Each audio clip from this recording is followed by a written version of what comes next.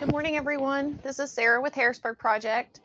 We're going to go ahead and get started here in a few minutes. I just wanted to log in early and make sure that you guys know that the handout is available. I was a little late getting those notes posted, so when you registered, I'm sure those notes were not there.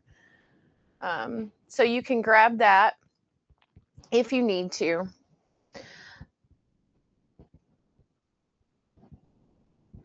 Other than that, we'll wait a few minutes to go ahead and get started with the material. We've got about half logged in right now.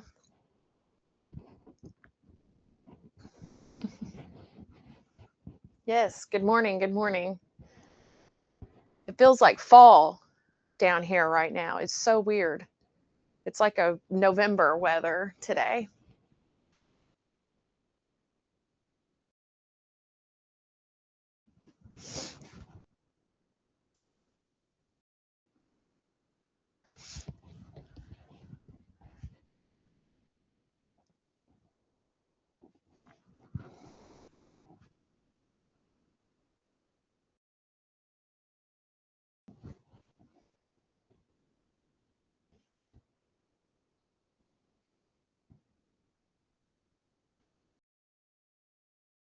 Okay, so once again, for those of you who are logging in, your handout is in the materials section. So if you look for the little piece of paper with the paper clip, that's where your handout is if you want to have that or get that printed out, either one.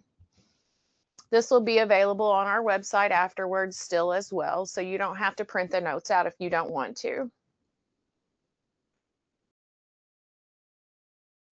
Also, if you have questions as we're going through the session, you can ask those in the questions pod.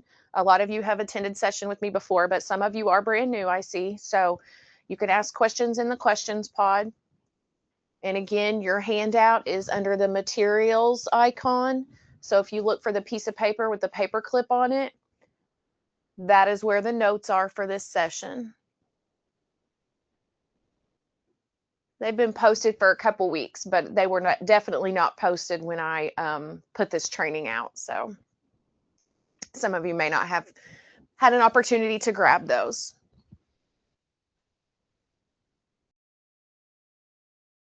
I'm going to wait just another minute and see if we can get our attendance up.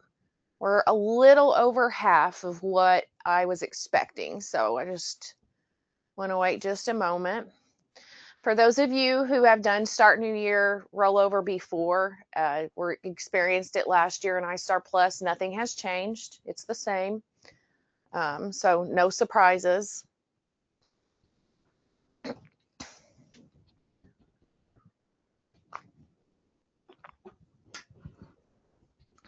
Okay. It looks like we are at a standstill on our entries, so we will go ahead and get started again one more time.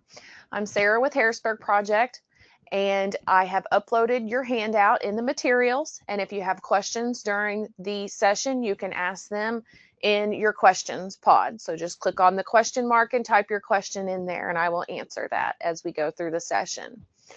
All right.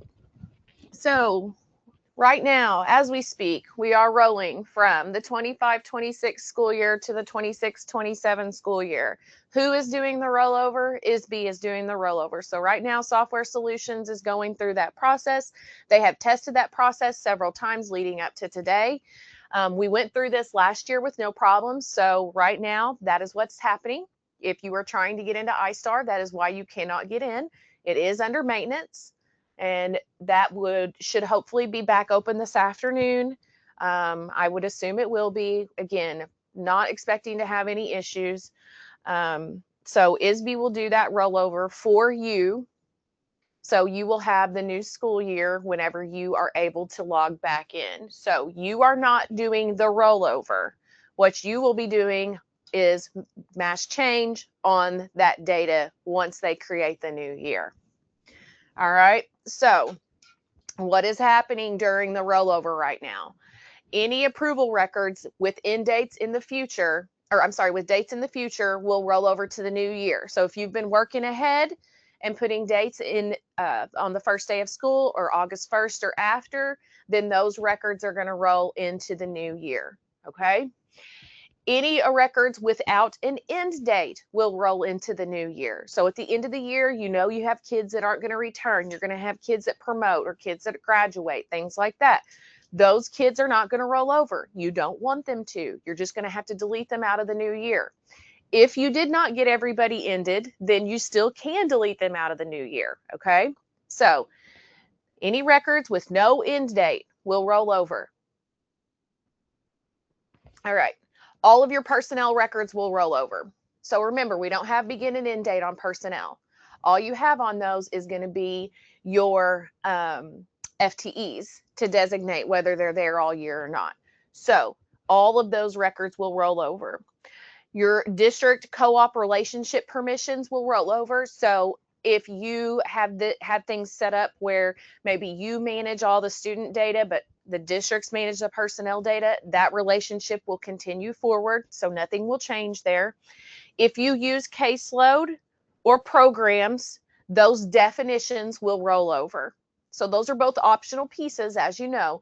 Those will both roll over though, and so will indicator 11 and 13. So all of that data is going to roll into the new year. In addition, the districts in your personnel, so if you're one district and you're designated as Harrisburg, for example, then Harrisburg will still be your option, so nothing will change in your personnel. Any salaries that you entered for personnel records in programs will roll over.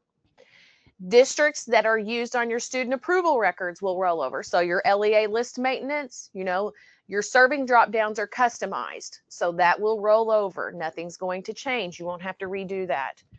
Your days in your claims will roll over, and your student caseload data will roll over into the new year. So if you use caseload, all of that's going to roll. So once the rollover is complete, you're going to have your 25-26 school year that you will still be working in, doing claims possibly throughout the rest of the school year. So if you have private facility or summer term orphanage, you will still be doing that and possibly room and board. If you don't have any of those, then you're done with last school year. Okay, but if you do Fund B, S, summer term orphan claim, or room and board, we would be going back into the previous year to work on those. However, moving forward, you're going to be in the 26-27 school year. And when you look at your data, it's going to have errors on every record, and it's going to be really sloppy looking because all of the begin dates are going to be what rolled over. So it's just a copy of the record. So some of those you're going to want to edit. And you can do things like that in mass using your mass change facility under utilities. So in other words, you're going to want to go in and perfect this data, but you don't want to have to touch every record by hand. If you have 50 kids, it's probably not a big deal to you. If you have 4,000 kids, mass change is huge.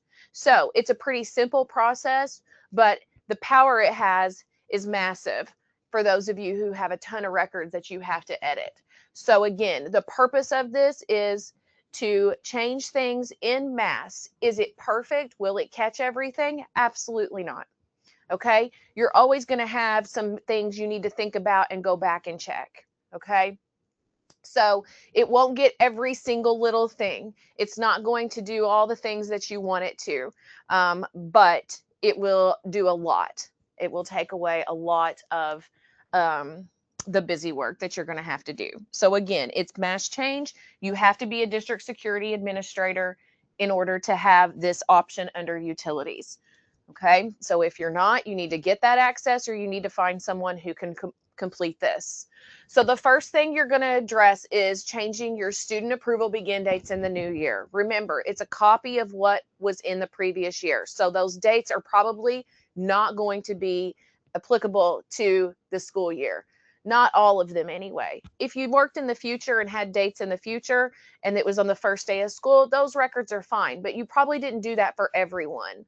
So if you need to change student approval begin dates, you're going to toggle this to yes, and you can use the school calendar if it's available. So a lot of those are already available in the new year. And then you have two options. The first option is to change the begin dates by the resident district, or you can change them by the serving district. Okay, so you're going to have the option to use this public school calendar. Okay, so that's the first option, is to change the dates by that. The second option is to type in a begin date, and then you can use that begin date for all of your records. So you can say, I want to select all of my districts. So if you're a co-op and you have multiple districts, you can say, I want to select all of these, and I want to use that date that I type in for all of these districts. Okay, so that's another option as well. You can let the calendar fill in the dates. If they don't have a calendar, you can type in the dates. You can type in a date and use that date for all of your districts. So several options here, and it's all going to depend on how many districts you have and what kind of begin dates they have in common. The next option is that you select all of these, because this means that you want to do something with these districts. If you do not have it selected, then it's not going to do anything for that district at this point in time. Okay, so you can select the districts that you want and then just manually type the begin dates in. So you have several different options on how you're going to change these approval begin dates. One, strictly use the public calendar. If that is on file for all of your districts, that's great. Okay, so my examples for multiples, again, are for co-ops who are data managers for their districts. If you are a standalone district, you're only going to have one option here if you're changing by resident district. If you do serving district, you may have more than one option here.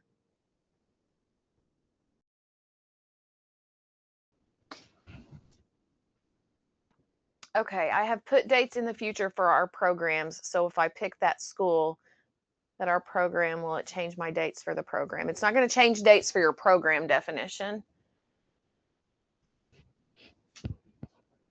It has to be by the district.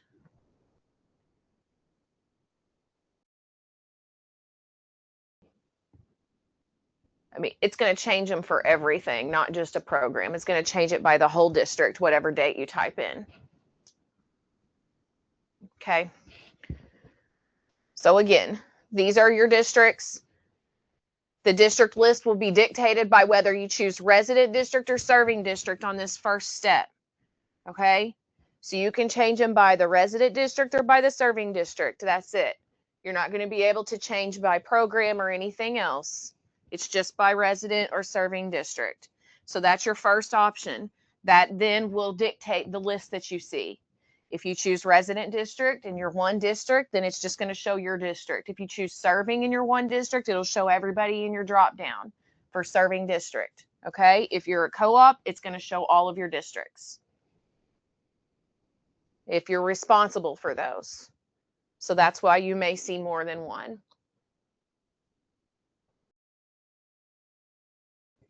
Okay. All right. Next, this is an optional piece because you're not required to track caseloads in iStar, but if you do, you can change the caseload begin dates in mass as well, instead of having to go touch all of those records. Very similar here. You want to toggle this to yes if you use caseload and you want to change the begin dates in mass. You can do it by class, by teacher, or by location if you track the location. Since caseload is optional, we allow you to utilize that in any way you want to. So we do not define the standards for this. A lot of people do not use the location piece. So most of you use the class teacher and class. Okay. So you have the ability to type in a date, select all of these classes, and hit the use for all. So you can use the same begin date for all of the classes if you want to. Okay. Or you can type in the dates separately. Again, if you have the school if you have the class selected, it's going to expect a date from you. So if you have this selected and you leave that field blank, when you try to mass change, it's going to give you an error. So if you select a class or a school or a district here, then you have to supply the date. Okay, so you can't leave it blank. So just remember that.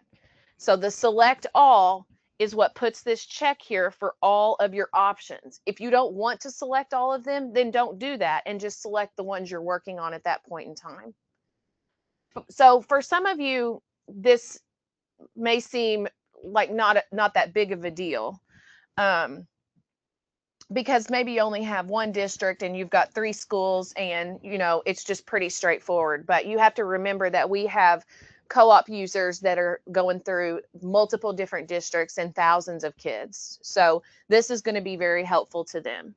So again, you have that option, or again, you can type in the dates that you want manually. So you can use the same date for some of them, or you can type in manually. You could really do a hybrid if a lot of your classes, or even on the begin date side, if a lot of your schools and districts begin on the same day, then you can kind of do like a use for all and then go back in and correct in between where maybe they don't. So you could kind of use it, like I said, like a hybrid of option 1 and option 2. You can, again, go back in and edit manually after you use the same date for all. So it's up to you guys how you want to do this. But again, when you have a lot of districts to deal with, this can be very important. Some of the miscellaneous options. First, detach all programs from facts. This is up to you. This means that it's going to drop the relationship between the students and the programs that they are in. So if you redo your programs every year, you may want to toggle this over to yes. If you do not have to redo all the programs every year, then you may not want to do this. So a lot of times those kids are not going to be in the same programs, but that's not a guarantee. And sometimes it depends on how you build programs if that's going to be the case. Clear personnel salaries. I do recommend doing that. Those salaries are not going to be the same next year. It's just going to be confusing. It's going to look like you entered that data and maybe you didn't. And then I would clear the days and costs as well from the program.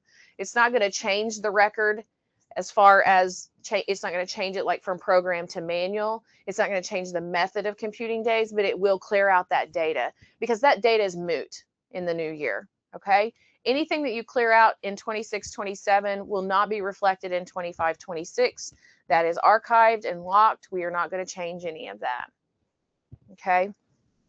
So this one, up to you. These two, I say yes, because again, that data next year, a year from now, will be moot. It will just be confusing trying to look at that when you're working on claims next year. Next is to remove all of your caseloads.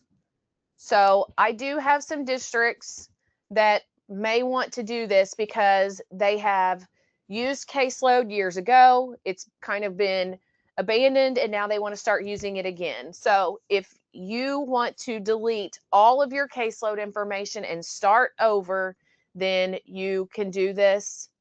Again, you can select which ones you want to get rid of. But again, you only use this to remove all of your caseload data. And then the final option is going to be student approval end dates. That should remain toggled to no at this point. So that's something you can use at the end of the school year, but you do not want to use it at the beginning. So again, the student approval end date section needs to remain toggled to no.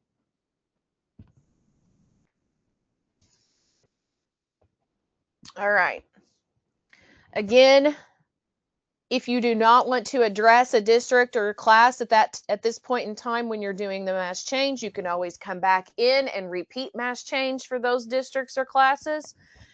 What you will do is keep the ones that you are not addressing unselected, select those that you are addressing, and the process will complete. Then you can come back in, you can do mass change again if you need to come back and address the other districts. Okay, so if you come in the first time and you have the data for Carmi, Edwards, and Fairfield, great. You can go ahead and go through the process with them. You can come back in at a later time. You can do Allendale, Carrier Mills, and El Dorado. Okay, you can come back in as many times as you need to. We will turn it off on October 15th. And once the system opens up today, you can complete mass change. Okay, so right now the system is still locked and in maintenance mode while ISBE does the rollover. So again, you have a second chance, third chance, fourth chance, as many chances as you need to do the mass change. But after October 15th, we will shut it off. And we typically will not turn it back on because it's very dangerous after you start doing end ads to keep that open. So we don't want anybody to do a bunch of end ads and then go change all their begin dates en masse. That would make a mess of the data. Okay, so October 15th is when we turn that off. And again, you can do mass change multiple times. And you can go through the process again as soon as the system opens back up today. So mass change will be on through October 15th. So after you have gone through and addressed the begin dates, you've looked at the program information, you've looked at the caseload, you've made all your decisions, then you will say, okay, make the changes. So that's what actually goes through and does exactly what you tell it to do. And then it's going to say they have been saved successfully, and then you can print the report if you want to, so you can see what you did. You do not have to print it off, but you can look to see how many records it affected. So it will tell you how many changes it made based on your selections and what those changes were. Okay, so mass change is pretty simple, honestly. You just got to make sure that if you have those areas checked, that you put the data in for them. If you get an error when you try to make the changes, odds are you've checked a district or a school or a class, but you didn't provide the date for it. Okay. So again, you can do the mass change today as soon as the system opens up. Any changes that you do in 26-27 will not be reflected in last school year. Most of last school year locked as of Friday, but you will be able to still go back and work on your private facility, separate school, summer term orphanage, and room and board if you need to. Okay, I will take any questions that y'all have.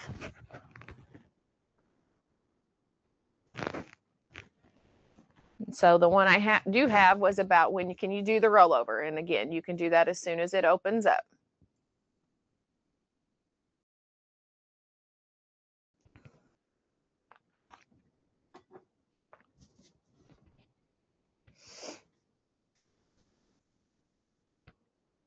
Okay, I don't know about CIS. This is a CIS question. I don't know the answer. We don't support CIS to that degree. Well, we don't support CIS, but I don't know the answer to that. Some things I may know, but I don't know that.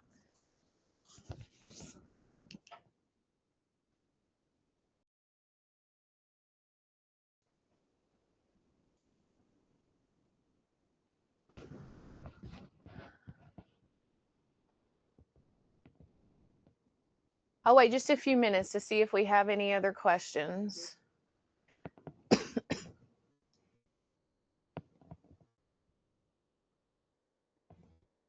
Should we do all of our exiting before rollover? I mean, it's ideal to have your graduates exited. Or if you have kids that are going to, if you're an elementary district or only have pre-K through 8, and you know you're going to have kids that promote to high school, things like that. I mean, yeah, it's good to have that done. But if you don't, then you can delete them in the new year. I mean, it's too late now. The rollover's already happened. So, or it's happening as we speak. So you're not going to be able to do anything in the previous year. Now you'll delete them in the new year and it'll ask for exit data.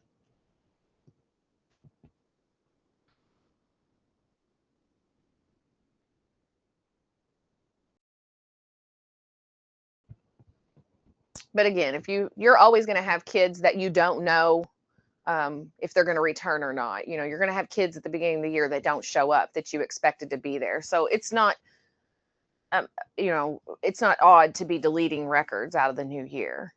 You never can predict all that. And some people just don't have time at the end of the year to do all that stuff and to get claims done and everything. So it's okay. You can delete them out of the new year.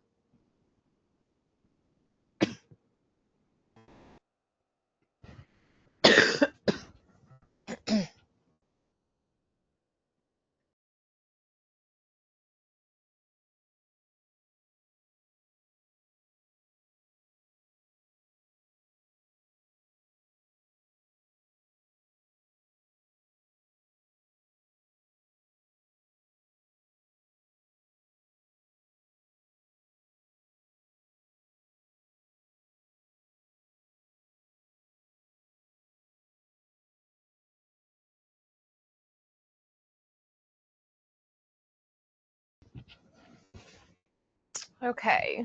What about 8th graders going to ESY? Do we keep them in the elementary district until ESY is over? Yes, you do.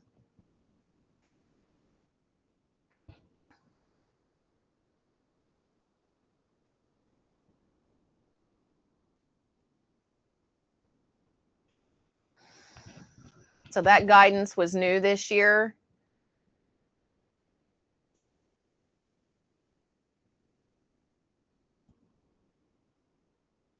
And it was the report card department released that change.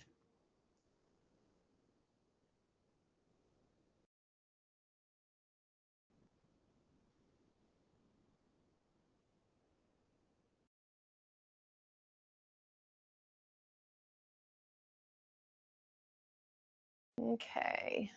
I don't see any other questions about the rollover or start new year.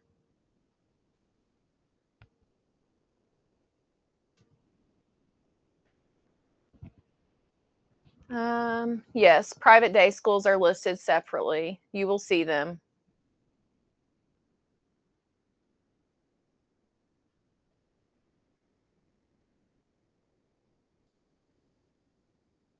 Yes, you can make the decision to do resident or serving.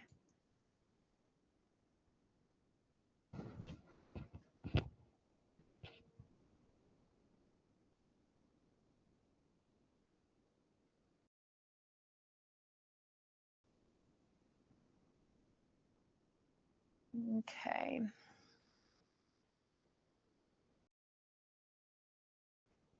All right. I don't see any other questions about rollover. I have a question about tasks that are due in August and September. You need to look in our news briefing.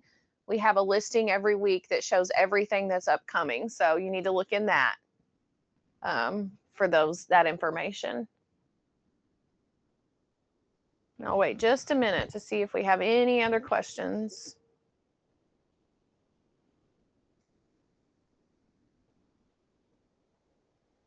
I think you guys will find that it's pretty straightforward once you get in there. I know it's hard to imagine from the screenshots, but there's just not a lot to it, but even though it's super powerful.